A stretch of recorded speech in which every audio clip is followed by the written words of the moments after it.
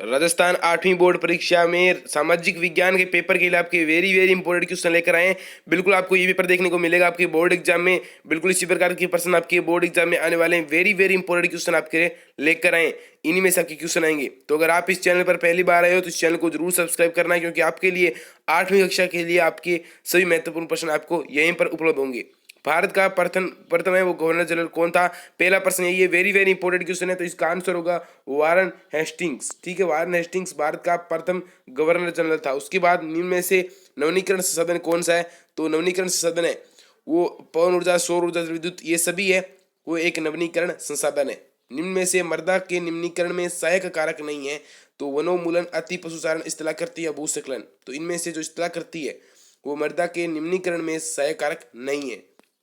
चौथा क्वेश्चन है आपके, निम्न में से ऊर्जा का परंपरागत स्रोत है कौन सा है? वो ऊर्जा का परंपरागत स्रोत है, तो ये जो सभी दिखाई दे रहे हैं आपको, कोयला, पेट्रोलियम और प्राकृतिक गैस, ये तीनों के तीनों है वो आपके ऊर्जा के परंपरागत स्रोत है। ठीक है, यानी दे आपके इसमें राइट आंसर हो जाएगा, उपयुक्त सभी इसमें राइट आंसर हो जाएगा। अगर आपका 5वां question very very important question है, इसमें दो क्वेश्चन मैं आपको बताऊंगा, दोनों के दोनों आपको बोर्ड एग्जाम में आपको देखने को मिलने वाले हैं। 8वीं बोर्ड परीक्षा सामाजिक विज्ञान के पेपर में आपको ये प्रश्न देखने को मिलने वाले हैं।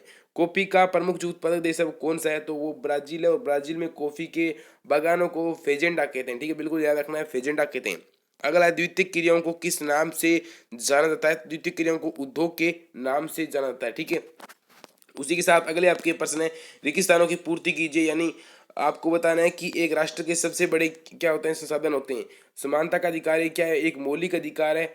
और लोकसभा में सत्ताधारी दल का मुखिया कौन होता है? यानी लोकसभा में बहुमत प्राप्त दल के नेता है वो प्रधानमंत्री होता है। उसी के साथ अगला प्रश्न है, भारत में सभी लोग की नज़र में बराबर होंगे, किसकी नज़र में? तो कानून की नज़र में सभी बराबर होंगे। अगला प्रश्न है, हैदर अली और टीपू सुल्तान है वो मैसूर के शासक थे। ठीक है, मैसूर आ जाएगा यहाँ पर आपके लिए। अगला प्रश्न है आपके, इनको आपको मिलान करना है, यानी दीवानी मामले वो भू राजस्व वसूल करने का अधिकार होता है उन्हें। और मैसूर का सुल्तान है वो टीपू सुल्तान था, और रानी चेन्नम्मा थी वो कित्तूर में अंग्रेजी विरोधियों के लिए थी, और वॉरेन हेस्टिंग्स भारत का पहला गवर्नर जनरल था, और सिपाही सिजो सिपोय थे। उसी के साथ आपके अगले प्रश्न है, भारत के लिए समुद्री मार्ग की खोज कब व किसने की थी?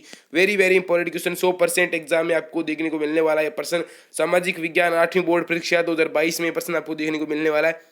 भारत की समुद्री मार्ग की खोज वास्डी गोमा ने की थी, वास्डी को गामा ने। ठीक है, उसने की थी, और 1498 में की थी। भारतीय वस्त्र विदेशों में किस कारण प्रसिद्ध थे? तो वो उनके कर्मन के सिद्धांत यानी उनके कार्य कुशलता के कारण प्रसिद्ध थे, क्योंकि वो यहाँ पर बुनकरों हाथ से कार्य करते थे। बंगाल का विभाजन किसने किया था? बंगाल का विभाजन किया था लॉर्ड कर्जन ने। 1905 में बंगाल का विभाजन किया गया था। अगला प्रश्न है, संसाधन संरक्षण क्या है?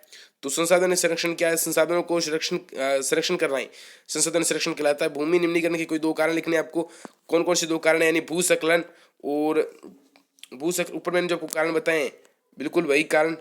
ये कारण आपकी भूमि निम्नीकरण के कारक है, जैसे कि अति पशुचारण हो गया, दूसरा आपकी हो गया भूस्खलन, वनोन्मूलन, ये तीनों के तीनों है वो आपकी भूमि निम्नीकरण की में सहायक होते हैं, यानी ये आपके उसके कारक है। अगला 14वां प्रश्न है, सरकार के 3 अंग कौन कौन से हैं? तो सरकार के 3 अंग है, जैसे कौन कौन से हैं उनको आपको याद रखना है। व्यवस्थापिका, कार्यपालिका और न्यायपालिका सरकार के 3 जो है महत्वपूर्ण अंग होते हैं। यही 3 अंग सरकार की भारत की राज्य व्यवस्था को चलाते हैं। अगला 15वां प्रश्न है, धर्मनिरपेक्षता का मूल मंत्र क्या है? तो धर्मनिरपेक्षता का मूल मंत्र क्या है? यानी इसमें किसी भी धर्म को राज्य धर्म के रूप में स्वीकार नहीं किया जाता है। सभी धर्म है उनको समान रूप से प्रतिनिधित्व मिलता है, और सभी धर्मों को किसी भी धर्म को जो राज्य धर्म के रूप में या राष्ट्रीय धर्म के रूप में स्वीकार नहीं किया जाता है। इसे धर्मनिरपेक्षता कहते हैं।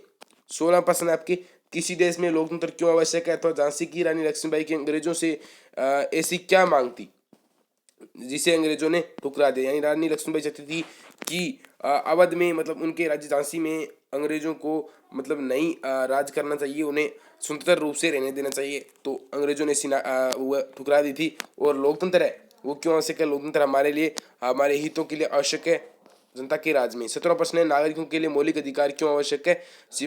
सिपाही मतलब नागरिकों के लिए मौलिक अधिकार क्यों आवश्यक है? तो नागरिकों के लिए मौलिक अधिकार उनकी मौलिक आवश्यकताओं के लिए बहुत बहुत आवश्यक होते हैं। सिपाहियों को बनाए गए कारतूस ऊपर क्यों एतराज था? क्योंकि उनको इस प्रकार से चित्र दिखाई दे रहा है, उसके अनुसार उनको मतलब एक बंदूक होती थी, उसमें वो कारतूस लगे होते थे, तो कारतूस उनको आगे मुंह से काटने होते थे, उनमें गाय और सुअर की चमड़ी लगी होती थी, उसी कारण उनको इससे एतराज था, क्योंकि वो धर्म विरोधी थे। 18 प्रश्न है, घरेलू हिंसा से आप क्या समझते हैं? हिंसा के शिकार महिलाओं के नए कानून में कौन से दो मुख्य अधिकार प्राप्त हुए? यानी महिला बाल अधिनियम जो 1998 के अनुसार आपके कौन कौन से अधिकार प्राप्त हुए वो आपको बताना है। फौजदारी व दीवानी कानून में क्या अंतर है, और ये प्रश्न भी इंपॉर्टेंट है। हास्यीकरण शब्द से आप क्या समझते हैं? अपने शब्दों में 2-3 वाक्य लिखें। और मर्दा को प्रभावित करने वाले कारक कौन कौन से, हार्मोन्स वगैरह कारक है, उनको आपको लिखना है। जैव मंडल व परितंत्र में क्या अंतर है आपको बताना है। पेट्रोलियम को काला सोना क्यों कहते हैं, बिल्कुल बताना है क्यों ये महंगा है, और पेट्रोलियम को काला सोना आखिर क्यों कहा जाता है बताना है आपको। वेरी वेरी इंपॉर्टेंट क्वेश्चन, 8वीं बोर्ड परीक्षा सामाजिक विज्ञान पेपर 2022 में। अगर आपके लोहे और अयस्क खनिज और धात्विक अधात्विक खनिज दोनों में से आपको इनमें अंतर स्पष्ट करना है। लोहे और अलोहे खनिज कौन कौन से होते हैं, और धात्विक और अधात्विक। धात्विक खनिज वे होते हैं जैसे कि तांबा, और ये अधात्विक हो गई, और अधात्विक जैसे कि चूना, अभ्रक, पत्थर, ये सभी अधात्विक खनिज हो गए। आपको इनको विस्तार से स्पष्ट करना है। इतिहासकार अंग्रेजी शासन काल को औपनिवेशिक युग क्यों कहते हैं, यानी उस समय ब्रिटिश का औपनिवेशिक था, भारत देश औपनिवेश था, एक भारत देश। जेम्स मिले ने भारतीय इतिहास को जिस तरह कालखंडों बांटा, उसमें क्या क्या समस्याएं। ईस्ट इंडिया कंपनी टिप्पू सुल्तान को खतरा क्यों मानते थे, क्योंकि टिप्पू सुल्तान जो है मैसूर का एक महान शासक था, और उस समय उसने काफ़ी जो अपने साम्राज्य को काफ़ी बढ़ाया था। रेत नील की खेती से क्यों कतरा रहे थे, क्योंकि रेतों को नील की खेती में कुछ भी नहीं दे सकता था। उनको 3 कट्टे पत्ती के अनुसार कुछ भी नहीं मिलता था, यानी 1 बीघे में 3 कट्टा, यानी 20/3, यानी आपको 1 बीघे में 3 कट्टा नील की खेती करना आवश्यक था। और नील की खेती में उनके कोई भी आमदनी नहीं बचती थी। 1857 की बगावत के फलस्वरूप अंग्रेजों ने अपनी नीतियां किस तरह से बदली थी। उन्होंने सभी राज्यों में कठोर अनुशासन लागू कर दिया था। उन्होंने सभी जगह एक सुपरिटेंडेंट, अपना एक आदमी हर यस्त पर रख दिया था। अंतिम मुगल बादशाह ने अपने आखिरी साल किस तरह बिताए थे आपको बताने, यानी बहादुर शाह जफर है, उन्होंने अपने आखिरी जो साल है वो किस तरह बिताए थे, उन्होंने जेल में बिताए थे। अंग्रेजों ने उन्हें कैद कर लिया था। अगला प्रश्न है 25वां मोस्ट इंपोर्टेंट प्रश्न, भारत के मानचित्र पर कोई 5 स्थानों को आपको अंकित करना है। भोपाल, आगरा, जयपुर, पटना, लक्षद्वीप व दिल्ली और कन्याकुमारी। कन्याकुमारी तमिलनाडु में, दिल्ली आपके उत्तर प्रदेश में, लक्षद्वीप आपके भारत का अलग से द्वीप, भोपाल मध्य प्रदेश में, आगरा है वो आपके उत्तर प्रदेश में, जयपुर राजस्थान में, वो पटना है वो बिहार में। इस प्रकार से ये आपके यहाँ पर किए गए हैं। अब बात करते हैं, आपको इस चैनल को जरूर जरूर सब्सक्राइब करना है, इस वीडियो को जरूर जरूर लाइक करना है। आपके लिए सबसे अच्छा कंटेंट आता रहेगा। आई होप आपको वीडियो बिल्कुल अच्छा लगा हो। वीडियो अच्छा लगे तो इस चैनल को सब्सक्राइब करके इस वीडियो को जरूर लाइक कर देना। मिलते हैं ऐसे ही किसी नई वीडियो के साथ, तब तक के लिए जय हिंद, जय भारत।